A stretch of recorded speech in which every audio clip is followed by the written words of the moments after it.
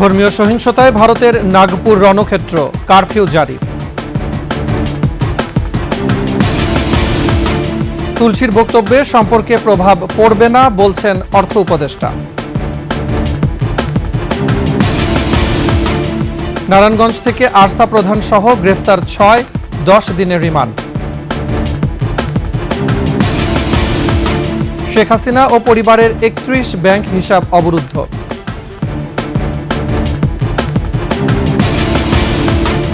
রাষ্ট্রপতির ক্ষমা পাওয়াদের তালিকা নেই, নীতিমালাও নেই।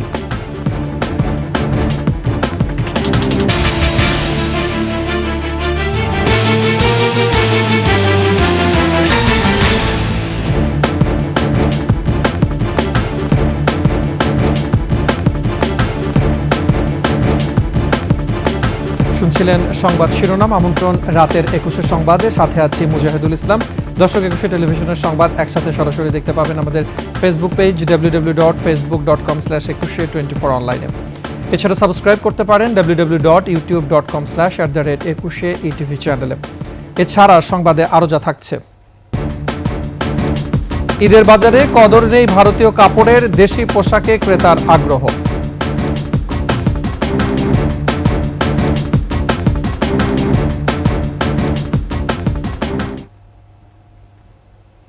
মার্কিন স্টেট ডিপার্টমেন্টের নিয়মিত ব্রিফিংয়ে বাংলাদেশ প্রসঙ্গ উঠে এসেছে। এবারও সাংবাদিকরা সংখ্যালঘু নির্যাতন ইস্যুতে প্রশ্ন তুললে মার্কিন পররাষ্ট্র দফতরের নবনিযুক্ত মুখপাত্র ট্যামি ব্রুস একে কূটনৈতিক বিবেচনার বিষয় হিসেবে উল্লেখ করেন। ব্রিফিংয়ে তাকে প্রশ্ন করা হয়, প্রেসিডেন্ট ট্রাম্প বাংলাদেশের হিন্দু সম্প্রদায়ের উপরে আক্রমণ নিয়ে উদ্বেগ প্রকাশ করেছিলেন। এখন বর্তমান পররাষ্ট্রমন্ত্রী মার্কো রুবিও বাংলাদেশের সংখ্যালঘুদের পরিস্থিতি সম্পর্কে কি মূল্যায়ন করছেন এবং এ বিষয়ে তিনি কি পদক্ষেপ নিচ্ছেন। প্রশ্নের জবাবে ট্যামি ব্রুস বলেন, প্রেসিডেন্ট ট্রাম্প ও তার প্রশাসনের দৃষ্টিভঙ্গি পররাষ্ট্রমন্ত্রী রুবিও প্রতিপালন করেন। কূটনৈতিক আলোচনা এবং সংশ্লিষ্ট পক্ষগুলোর মধ্যে আলোচনা ছাড়া আগাম কোনো অনুমান বা মন্তব্য করা উচিত নয় বলেও জানান তিনি। What I'm not going to answer is diplomatic considerations from government to government or attitudes and approaches when it comes to what's happening in a certain country that belong within a diplomatic kind of conversation that clearly I can't speak on. 5 August পরবর্তী সময়ে বাংলাদেশের হিন্দুদের ওপর যেসব হামলার ঘটনা ঘটেছে তা ধর্মীয় নয়, রাজনৈতিক উদ্দেশ্য প্রণোদিত ছিল জানিয়ে প্রধান উপদেষ্টা অধ্যাপক মোহাম্মদ ইউনুস বলেছেন, অন্তর্বর্তী সরকার এসব ঘটনার বিরুদ্ধে পদক্ষেপ নিয়েছে। সফররত মার্কিন সিনেটর গ্যারি পিটার্স রাষ্ট্রীয় অতিথি ভবন যমুনায় সাক্ষাৎ করতে এলে প্রধান উপদেষ্টা তাকে এই কথা বলেন। সাক্ষাৎকালে গ্যারি পিটার্স তার নির্বাচনী এলাকা মিশিগানে বাংলাদেশি বংশোদ্ভূতদের মধ্যে বাংলাদেশের সংখ্যালঘু নির্যাতন নিয়ে উদ্বেগের কথা তুলে ধরেন। প্রধান উপদেষ্টা বাংলাদেশের সংখ্যালঘু নির্যাতনের অনেক ভুল তথ্য ছড়ানো এবং এসব ঘটনার পেছনের কারণ যে ধর্মীয় নয় সে কথা তুলে ধরেন।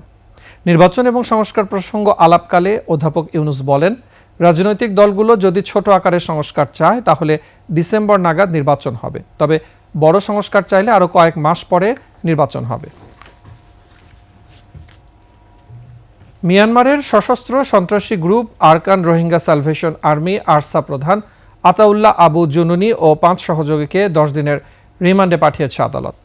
তদন্তকারী কর্মকর্তারা 2টি মামলায় 10 দিন করে 20 দিনের রিমান্ড আবেদন করেন। গত রোববার সিদ্ধিরগঞ্জের ভূমিপল্লীতে অভিযান চালিয়ে 6 জনকে আটক করে র্যাব। পরে তাদের দেয়া তথ্যে ময়মনসিংহে অভিযান চালিয়ে আরও 4 জনকে আটক করা হয়। নারায়ণগঞ্জ থেকে রবিউল ইসলামের তথ্য ছবিতে ডেস্ক রিপোর্ট। মিয়ানমারের সশস্ত্র সন্ত্রাসী group Arakan Rohingya Salvation Army ARSA এই দলটি বাংলাদেশের টেকনাফের রোহিঙ্গা ক্যাম্পেও চালাচ্ছে সন্ত্রাসী কার্যক্রম। সন্ত্রাসী গ্রুপটির গোপন বৈঠকের খবর পেয়ে নারায়ণগঞ্জের সিদ্ধিরগঞ্জের ভূমিপল্লীতে অভিযান চালায় র্যাব। আটক করা হয় 6 জনকে। পরে তাদের দেয়া তথ্যে ময়মনসিংহে অভিযান চালিয়ে আরও 4 জনকে আটক করে র্যাব। পরে নারায়ণগঞ্জের সিদ্ধিরগঞ্জ থানায় র্যাব বাদী হয়ে সন্ত্রাস বিরোধী ও অবৈধ অনুপ্রবেশ আইনে 2টি মামলা দায়ের করে। বিকেলে আদালতে পাঠানো হয় আসামিদের। 1 নম্বর আসামি আতাউল্লাহর বিরুদ্ধে একাধিক মামলা আছে, এটা ওই আয়ু যাচাই বাছাই করতেছে। আদালতে তদন্তকারী কর্মকর্তারা 2টি মামলায় 10 দিন করে 20 দিনের রিমান্ড আবেদন করেন। শুনানি শেষে আদালত 2 মামলায় 6 জনের 5 দিন করে 10 দিনের রিমান্ড মঞ্জুর করেন। রাষ্ট্রের ক্ষতি করার জন্য, ষড়যন্ত্র করার জন্য একটা অশুভ পায়ে ধরার চেষ্টা করে 6 জনকেই 5 দিন করে রিমান্ড মঞ্জুর করেন, 2 মামলা রিমান্ড মঞ্জুর করেন এবং 15 দিনের মধ্যে এই রিমান্ড কার্যকর করার জন্য ঘোষণা দেন। গ্রেফতারের সময় তাদের কাছ থেকে 21,39,000 টাকা, ইউএস ডলার ও রিঙ্গিত সহ বৈদেশিক মুদ্রা, আর্সার কম্ব্যাট ইউনিফর্ম, মোবাইল ফোন জব্দ করা হয়। মহিমা পলি, ডেস্ক রিপোর্ট, 21 টেলিভিশন। সাবেক প্রধানমন্ত্রী শেখ হাসিনা ছেলে জয়, মেয়ে পুতুল, তার বোন শেখ রেহেনার 31টি ব্যাংক হিসাব অবরুদ্ধের আদেশ দিয়েছে আদালত। দুপুরে দুদকের মহাপরিচালক আক্তার হোসেন জানান, মানি লন্ডারিংয়ের প্রমাণ পাওয়ায় সাবেক সংসদ সদস্য মৃণাল কান্তি দাস ও তার স্ত্রীর বিরুদ্ধে মামলা করেছে দুদক। এছাড়াও দুর্নীতির অভিযোগে বিসিবির সাবেক সভাপতি নাজমুল হাসান পাপনের বিরুদ্ধে অনুসন্ধানে দুদক। বিস্তারিত সুমাইয়া খানের রিপোর্টে। ক্ষমতাচ্যুত প্রধানমন্ত্রী শেখ হাসিনা ও পরিবারের সদস্যদের দুর্নীতির তদন্ত চালিয়ে যাচ্ছে দুদক। খতিয়ে দেখা হচ্ছে স্থাবর, অস্থাবর সম্পদ ও টাকার উৎস। অস্থাবর সম্পদ অন্যত্র হস্তান্তর বা বেহাত করার চেষ্টা করা হচ্ছে উল্লেখ করে সুষ্ঠু অনুসন্ধানের স্বার্থে 31 ব্যাংক হিসাব অবরুদ্ধ করতে আদালতে আবেদন করে দুদক। পরে শেখ হাসিনা, তার ছেলে সজীব ওয়াজেদ জয়, মেয়ে সাইমা ওয়াজেদ পুতুল ও বোন শেখ রেহানার 31টি ব্যাংক হিসেবে 394 কোটি টাকা জব্দের নির্দেশ দিয়েছে আদালত। শেখ হাসিনা, সাবেক প্রধানমন্ত্রী, গণপ্রজাতন্ত্রী বাংলাদেশ সরকার, তার ছেলে জনাব সজীব আহমেদ জয়, তার মেয়ে সাইমা ওয়াজেদ, তার ছোট বোন জনাব রেহানা সিদ্দিক এবং তাদের স্বার্থ সংশ্লিষ্ট 31টি ব্যাংক অ্যাকাউন্ট জব্দ করা হয়েছে। আওয়ামী লীগের কেন্দ্রীয় কমিটির মুক্তিযুদ্ধ বিষয়ক সম্পাদক ও মুন্সিগঞ্জ 3 আসনের সংসদ সদস্য মৃণাল কান্তি দাস ও তার স্ত্রী নীলিমা কান্তি দাসের 38টি ব্যাংক হিসেবে 19 কোটি টাকা লেনদেন ও 4 কোটি টাকার অবৈধ সম্পদের প্রমাণ পাওয়ায় তাদের বিরুদ্ধে মামলা করেছে দুদক। মৃণাল কান্তি দাস, নীলিমা দাস সন্দেহজনক লেনদেন করে মানি লন্ডারিং এ সম্পৃক্ত অপরাধ, দুর্নীতি ও ঘুষ সংগঠনের মাধ্যমে প্রাপ্ত অর্থ বা সম্পত্তির অবৈধ উৎস গোপন বা আড়াল করার উদ্দেশ্যে দুজনের বিরুদ্ধে মামলা রুজুর সিদ্ধান্ত গৃহীত হয়েছে। এছাড়াও ক্রিকেট বোর্ডের অর্থ আত্মসাৎ সহ বিভিন্ন অভিযোগে বিসিবির সাবেক সভাপতি নাজমুল হাসান পাপনের বিরুদ্ধে অনুসন্ধান শুরু করেছে দুদক। নাজমুল হাসান পাপন বিভিন্ন অনিয়ম ও দুর্নীতির মাধ্যমে বাংলাদেশ ক্রিকেট বোর্ড ও সরকারের অর্থ আত্মসাৎ পূর্বক বেক্সিমকো ফার্মাসিউটিক্যাল কোম্পানিতে কর্মরত জামাত ও অন্যান্য কর্মকর্তাদের যোগ সাজসে হুন্ডির মাধ্যমে বিদেশে অর্থ পাচারের অভিযোগে ইতিমধ্যে অনুসন্ধান শুরু করা হয়েছে। সুমাইয়া খান, 21 টেলিভিশন, ঢাকা। রাষ্ট্রপতির ক্ষমতা বলে এখন পর্যন্ত কতজন ক্ষমা পেয়েছেন তার কোনো সুনির্দিষ্ট তালিকা নেই কোনো নীতিমালা। যদিও এসব বিষয় স্পষ্টীকরণে এরই মধ্যে রিট হয়েছে উচ্চ আদালতে। আইনজ্ঞরা বলছেন, দণ্ড মওকুফ করার প্রক্রিয়াটি উন্মুক্ত ও নীতিমালার মধ্য দিয়েই হওয়া উচিত। একই সঙ্গে ভিকটিম পরিবারকে জানতে হবে দণ্ডিত ব্যক্তি মুক্তি পেতে যাচ্ছেন। বিস্তারিত শাকের আরজু রিপোর্টে। ফ্রিডম পার্টির নেতা মুস্তফা হত্যা মামলায় 2004 সালে জোসেফকে মৃত্যুদণ্ড দিয়েছিল ঢাকার জজ আদালত। হাইকোর্ট ওই রায় বহাল রাখলেও আপিল বিভাগ সাজা কমিয়ে যাবজ্জীবন কারাদণ্ড দেয়। পরে রাষ্ট্রপতির ক্ষমা পেয়ে দেশ ছাড়েন জোসেফ। 2010 সালে অ্যাডভোকেট নুরুল ইসলামের হত্যাকারী লক্ষ্মীপুরের আওয়ামী লীগ নেতা তাহেরের ছেলেকে ক্ষমা করেন তৎকালীন রাষ্ট্রপতি। সাব্বির আহমেদ গামা কিলিং কেস, এখানে একসাথে 20 জন মৃত্যুদণ্ডপ্রাপ্ত আসামিকে ক্ষমা করে দিয়েছেন। এই যে টপ টেরর জোসেফ, ক্রিমিনালদের লিস্টে টপ টেরর থাকা একটা আসামিকে রাষ্ট্রপতি ক্ষমা করে দিয়েছে। পুরান ঢাকার 2 ব্যবসায়ী হত্যা মামলার ফাঁসির রায় হয় আবুল কাশেম মানিকের। একই মামলায় আরও 28 জনকে ফাঁসি দেয়া হয়। তবে 1987 সালে তখনকার রাষ্ট্রপতি শুধু মানিককে ক্ষমা করেন। 2005 সালে বিএনপির তৎকালীন সুইডেন শাখার সভাপতি মহিউদ্দিন জিন্টুকে ক্ষমা করেন রাষ্ট্রপতি। একটি জোড়া খুনের মামলায় তার ফাঁসির রায় হয়েছিল। জিন্টু ক্ষমা পাবার আগে ওই মামলারই অপর এক আসামির ফাঁসি কার্যকর হয়। অনেক দেশেই বোর্ড আছে, তারা সুপারিশ করে, সেখানে একটা অ্যাপ্লিকেশন প্রসেস থাকে, যাকে ক্ষমা করবে, কেন ক্ষমা করবে, সেগুলো পাবলিক ইন্টারেস্টে হতে হয়। গত 30 বছরে এমন অনেকেই ক্ষমা পেয়েছেন, যা নিয়ে সমালোচনার ঝড় ওঠে গণমাধ্যমেও। তবে প্রকৃত অর্থেই কতজন রাষ্ট্রপতির ক্ষমা পেয়েছেন তার হিসেব নেই। অবশ্য এরই মধ্যে এ নিয়ে রিটও হয়েছে উচ্চ আদালতে। এই রিপোর্ট আসলেই রিবিল্ড হবে, আসলে কার কোন বিবেচনায় এটা করা হয়েছে মানুষ জানতে পারবে এবং একটা সামাজিক প্রেশার তৈরি হবে। এবং আমরা বলছি ক্রাইটেরিয়া সেট করে দিতে। যুক্তরাষ্ট্র, ভারত, নেপাল সহ প্রায় 27টি দেশে রাষ্ট্রপতির ক্ষমা করার বিষয়টি আছে। তবে সেখানে আছে সুনির্দিষ্ট নীতিমালা। এছাড়া কে ক্ষমা পাচ্ছেন তা জনসমক্ষে তুলেও ধরা হয়। রাষ্ট্রপতি ক্ষমা করবেন তখনই যখন যেই ব্যক্তির সাজা হয়েছে ওনার আর বেশি দিন বাঁচবেন না।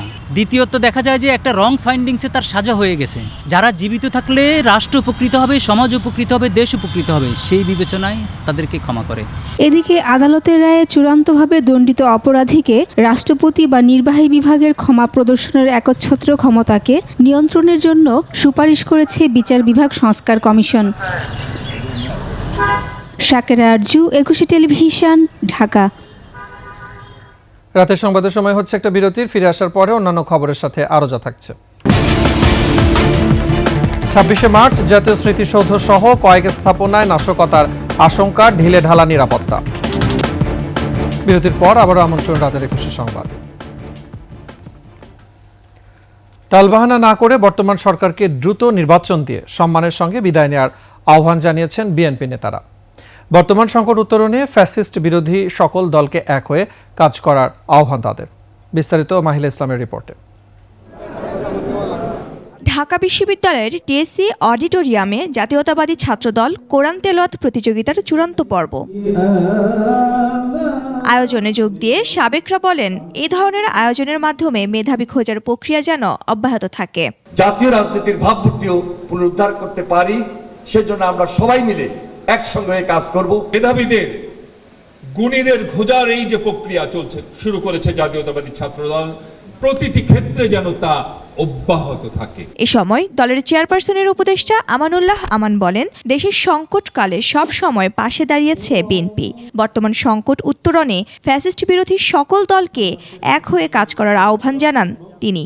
বাংলাদেশের গণতন্ত্র পুনরুদ্ধারের জন্য অকাতরে তোমাদের সাথে যদি আমাদেরকে জীবন দিতে হয়, আমরা জীবন দেওয়ার জন্য প্রস্তুত আছি। বেগম খালেদা জিয়ার নেতৃত্বে, জিয়াউর রহমানের নেতৃত্বে, আজকে তারেক রহমানের নেতৃত্বে ছাত্রদল এগিয়ে যাবে। এদিকে জাতীয় প্রেস ক্লাবে খন্দকার দেলোয়ার হোসেনের মৃত্যুবার্ষিকী উপলক্ষে স্মরণ সভায় যোগ দেন বিএনপির স্থায়ী কমিটির সদস্য খন্দকার মোশাররফ হোসেন। বলেন, ভোটের মাধ্যমে জনগণের অধিকার নিশ্চিত করার কথা থাকলেও নানাভাবে তা বিলম্বিত করা হচ্ছে। যারা ভোট দেওয়া থেকে বিরত রাখতে চায়, বাধা দিতে চায়, ষড়যন্ত্র করতে চায়, তাদের বিরুদ্ধে কিন্তু এদেশের ছাত্র জনতা সংগ্রামের মাধ্যমে তাদেরকে উৎখাত করেছে। অতএব এই জনগণ প্রমাণ করেছে যে জনগণ পারে। আরাফাত রহমান কোকো ক্রীড়া পরিষদ আয়োজিত ইফতার ও দোয়া মাহফিলে যোগ দিয়ে বিএনপির স্থায়ী কমিটির সদস্য সেলিমা রহমান বলেন, ষড়যন্ত্রের জাল এখনও অব্যাহত আছে। ঐক্যবদ্ধ না থাকলে মুক্তি আসবে না। সামনে যে নির্বাচন আমাদের দেওয়া হবে, সেই নির্বাচনের জন্য আমরা ঐক্যবদ্ধভাবে মাঠে আন্দোলন করি, কাজ করি। মাহিলা ইসলাম, 21 টেলিভিশন, ঢাকা। 26শে মার্চ জাতীয় স্মৃতিসৌধ সহ মুক্তিযুদ্ধের কয়েকটি স্থাপনায় রয়েছে নাশকতার আশঙ্কা। এজন্য গোয়েন্দা নজরদারি বাড়ানো হলেও দৃশ্যমান সব স্থাপনায় তা পর্যাপ্ত নয়। আরও জানাচ্ছেন দীপু শিকদার। আর মাত্র 8 দিন পর 26শে মার্চ মহান স্বাধীনতা দিবস পালন করতে যাচ্ছে পুরো জাতি। তবে এ সময়ে মহান মুক্তিযুদ্ধ ও ভাষা আন্দোলনের স্থাপনাগুলোতে টার্গেট করতে পারে দেশ বিরোধী ও পলাতক স্বৈরাচারের নাশকতাকারীরা। ইতিমধ্যে সাভার জাতীয় স্মৃতিসৌধ ঘিরে ধোঁয়া মোছা সাজসজ্জার পাশাপাশি চলছে শেষ মুহূর্তের প্রস্তুতি। নিরাপত্তায় থাকবে আইন শৃঙ্খলা রক্ষাকারী বাহিনীর সদস্যরা। পুরো এলাকায় বসানো হচ্ছে সিসিটিভি ক্যামেরা, থাকবে আলাদা তল্লাশির ব্যবস্থা, করা হবে গোয়েন্দা নজরদারি। আমাদের এখানে ৩,৫০০ পুলিশ সদস্য মোতায়েন থাকবে। শুধুমাত্র 26শে মার্চ ভোর 5টা থেকে 7:30 পর্যন্ত আমাদের সর্বোচ্চ সিকিউরিটি থাকবে। এদিকে রাজধানীর আগারগাঁওয়ে মুক্তিযুদ্ধ জাদুঘর ঘিরে হামলার ঝুঁকি থাকলেও নেই কোনো পুলিশি নিরাপত্তা। একইভাবে শহীদ মিনারও রয়েছে নিরাপত্তাহীনভাবে। সোহরাওয়ার্দী উদ্যানে স্থাপিত শিখা চিরন্তনে কিছু আনসার পাহারায় থাকলেও অরক্ষিত স্বাধীনতা স্তম্ভ। ডিএমপি বলছে 26শে মার্চে কোনো ধরনের হামলার তথ্য নেই। আমাদের সুনির্দিষ্ট কিছু নীতিমালার ভিত্তিতে আমরা বিভিন্ন স্থাপনা নিরাপত্তা প্রদান করে থাকি। সেক্ষেত্রে সংশ্লিষ্ট দপ্তর যেগুলো রয়েছে তাদের সাথে সমন্বয় করে নিরাপত্তা পরিকল্পনাগুলো করা হয়। আমার মনে হয় এখানে কোথাও নিরাপত্তা ঘাটতি নেই। আমাদের কাছে এরকম কোনো হুমকি তথ্য নেই। আমরা সব জায়গায় সুন্দর নিরাপত্তা বিধান করছি। তবে পুলিশ সব সময় সতর্ক আছে বলে জানান এই কর্মকর্তা। সেগুলোরও নির্দিষ্ট নিরাপত্তা নীতিমালা রয়েছে। দীপু শিকদার, 21 টেলিভিশন, ঢাকা। অন্য বছর ঈদের বাজারে কেবল ভারতীয় পোশাক বিক্রি হয় ৩,০০০ কোটি টাকার, কিন্তু এবারে ভারতীয় কাপড় বাদ দিয়ে দেশীয় কাপড়ের দিকে ঝুঁকছে ক্রেতারা। পাশাপাশি পাকিস্তান, চীন, দুবাই সহ অন্য দেশের কাপড়ও কিনছে বেশি। কেউ বলছেন ভারতীয় পণ্য বয়কট, কেউ বলছেন দেশীয় পণ্যের মান ভালো হওয়ার কারণে ভারতীয় পণ্য কিনছেন না তারা। কেবল ভারত নয়, বিদেশি পণ্য বেচা বিক্রি কমে আসলে উপকৃত হবে দেশীয় উদ্যোক্তারা। আরও জানাচ্ছেন তহিদুর রহমান। একসময় ঈদ মানেই ছিল ভারতীয় পোশাকের রমরমা ব্যবসা। ভারতের বিভিন্ন চ্যানেলে প্রচারিত সিরিয়াল নাটকের নামে তৈরি পোশাক কেনার জন্য ক্রেতারা হুমড়ি খেয়ে পড়তেন। ঈদে ভারতের পোশাক কিনে না দেয়ায় আত্মহত্যা, এমনকি স্বামী স্ত্রীর মধ্যে ছাড়াছাড়ির ঘটনাও পর্যন্ত ঘটেছে। তবে ঢাকার মার্কেটগুলোতে এবার ভারতীয় পণ্য নেই বললেই চলে। ক্রেতারা বলছেন এখন পাকিস্তান, চীন, দুবাই, তুরস্ক সহ ইউরোপ, আমেরিকার পণ্যই পছন্দ তাদের। চায়না, থাই, ব্যাংকক এই টাইপের কান্ট্রির ড্রেসগুলো এখন টোটালি বেশি চলছে, সো দ্যাটস এই কান্ট্রির প্রোডাক্টগুলো আমার বেশি পছন্দ। দেশীয় তো অবশ্যই নেব, সাথে যেটা ভালো লাগে। আমি কখনোই ইন্ডিয়া কিংবা পাকিস্তান কিংবা বাংলাদেশ কিংবা আমেরিকান এই ড্রেসগুলোকে ওভাবে প্রায়োরিটাইজ করি না। আমার কাছে ডিজাইন ভালো লাগলে সেটাই আমি অ্যাকসেপ্ট করি। ক্রেতা বিক্রেতারা বলছেন ভারতীয় পণ্যের চাহিদা কমে যাওয়ায় দেশি পোশাক সহ বিভিন্ন দেশের পণ্য বিক্রি বেড়ে গেছে। পাকিস্তানের ডিমান্ডটা, পাকিস্তানি যে আমাদের এইসব ড্রেস বা পণ্যগুলো সব পাকিস্তানি। এখন দেশি প্রোডাক্টের সেল আপনার অনেক আগে থেকে অনেক বাড়ছে। বাচ্চাদের যে ড্রেসগুলো আছে, তারপর লেডিস যে সব আগে থেকে বাড়ছে। ইন্ডিয়ান গারারা, সারারা ওদের ক্যাটাগরি না সব একরকম হয়। থাইল্যান্ডের যে প্রোডাক্টগুলো, চাইনিজ যে প্রোডাক্টগুলো, ওগুলো আমাদের ভালো যাচ্ছে। কসমেটিক পণ্যেও ভারতীয় প্রাধান্য কমে গেছে। ইন্ডিয়ান প্রোডাক্ট এখনো কিছু ছিল, এখন অ্যাভেলেবিলিটি কম দেখে এখন খুবই কম। ফ্যাশন হাউসগুলো ঈদ উল ফিতর উপলক্ষে নতুন নতুন পোশাক বাজারে নিয়ে এসেছে। আবার তৈরি পোশাক শিল্পীর বড় উদ্যোক্তারাও গড়ে তুলেছেন দেশীয় পোশাকের ব্র্যান্ড। ইন্ডিয়া থেকে যে প্রোডাক্টটা আনতো, সে আনলে পরে সেটার এখন আপনার ডলারের মূল্যমান আপনার হ্রাস পেয়েছে। তারপর আপনার ধরেন ক্যারিং কস্ট বেড়ে গিয়েছে, ইম্পোর্ট ডিউটি দিতে হচ্ছে। সব কিছু মিলে একটা 3 পিস বা লোকাল আমাদের যে প্রোডাক্টগুলো জনপ্রিয় ছিল আমাদের দেশে সবার কাছে, সেগুলোর দাম অনেক বেশি পড়ে যায়। অর্থনীতিবিদরা বলছেন দেশের অগ্রগতির জন্য মেড ইন বাংলাদেশের পণ্য গুরুত্বপূর্ণ। বিভিন্ন দেশ থেকে পণ্যের সুবিধাজনক বৈশিষ্ট্যগুলো ব্যবহার করে এখানে তুলনামূলক কম্পিটিটিভলি সেই পণ্যটি উৎপাদন করে বাজারজাত করা, সেটিতেই বাংলাদেশের ট্রেড সাকসেস। তবে ভারতীয় পণ্য বিক্রি কমলে দেশের পোশাক শিল্প এগিয়ে যাবে বলেও মনে করেন তিনি। তৌহিদুর রহমান, 21 টেলিভিশন, ঢাকা। এবারে বাণিজ্য সংবাদ।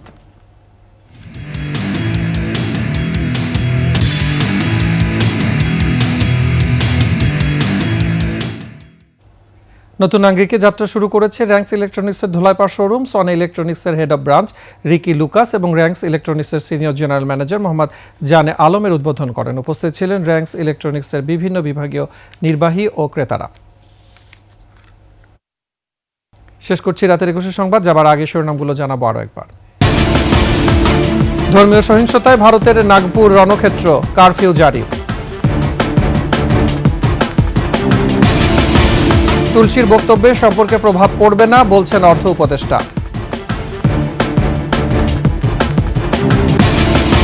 নারায়ণগঞ্জ থেকে আরসা প্রধান সহ গ্রেফতার 6, 10 দিনের রিমান্ড।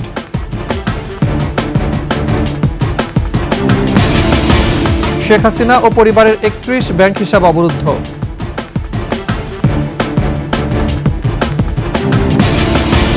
রাষ্ট্রপতির ক্ষমা পাওয়াদের তালিকা নেই, নীতিমালাও নেই।